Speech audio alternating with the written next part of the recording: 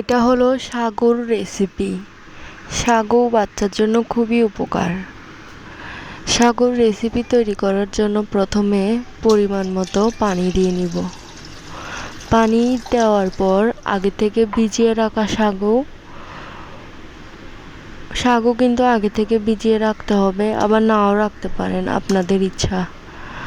তারপর এখানে সাগুটা দিয়ে দিব। দেওয়ার পর আমি এখানে 1 চিমটির মতো হলুদ আর অল্প পরিমাণ জিরা ইউজ করব।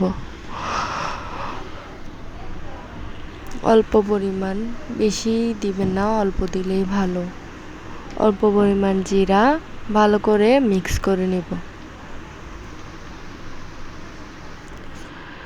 মিক্স করার পর এইরকম হবে। আমি এখানে কাঁচামরিচও অ্যাড করেছি, আপনাদেরকে দেখাতে ভুলে গিয়েছিলাম। তারপর ঠিক এইরকম হবে। হওয়ার পর আমি এখানে বেরেস্তা করে নিব একটু ঘি দিয়ে। ঘিটা অপশনাল, আপনারা তেলও ইউজ করতে পারবেন। একটু ভালো করে ভেজে নিব।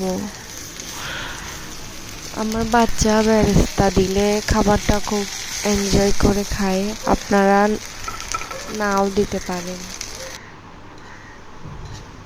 তারপর বেরেস্তাটা মিক্স করব, করে এরকম হবে। হওয়ার পর এখানে আমি একটু ধনেপাতার কুচি দিব। সেটা আপনাদের থেকে ভালো লাগলে দিতেও পারেন, নাও দিতে পারেন। এখানে আমি একটু ধনেপাতা ছিটিয়ে নিব, তাহলে ফ্লেভারটা ভালো আসবে। তারপর এটা আমি পরিবেশন করে নিব একটা বাটিতে। এটা হলো সাগুর রেসিপি। এই সাগুটা বাচ্চার জন্য খুবই উপকার, আপনারা চাইলে ঘরে বানিয়ে দেখতে পারেন।